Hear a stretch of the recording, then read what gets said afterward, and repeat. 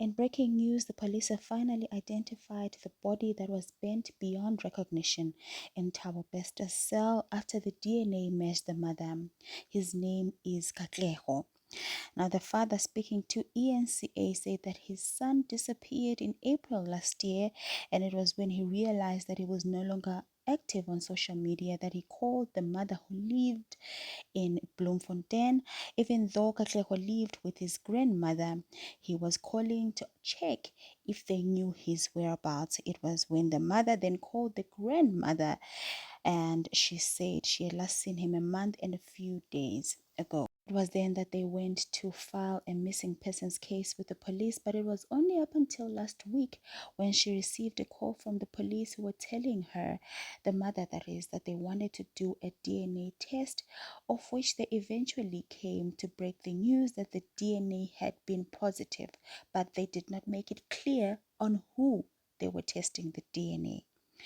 It was only yesterday that they mentioned it was the body that was found burnt in Thabo Bester's cell. Now, when asked how the body got there, the police had said that Katlego had collapsed in town and was taken to the hospital where they discovered that it did not have enough blood.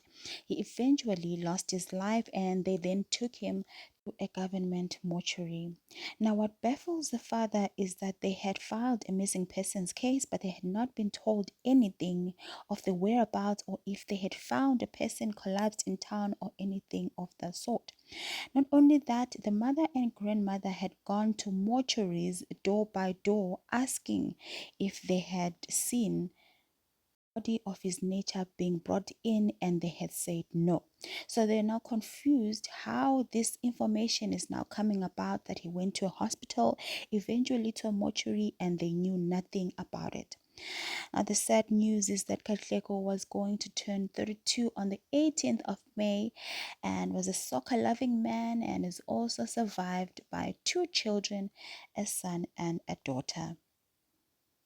Also, as a side note, please do remember that the police had reported that the body that was found on Thabo Bester's cell before being burnt had been hit by a metal object on the head. So these stories definitely do not correlate. They probably picked him from the streets, randomly kidnapped him and hit him on the head, and then burnt his body in the cell, and then thought that this was over and done with, but did not recognize that they were taking the life of a father, a provider, someone who was there for his children. Cleo's mother is said to be in a state of shock and is failing to even say a word after all of this news has broken out. Now, we really hope that our South African law does its job, plays its part, and makes sure that these people pay for what they have done.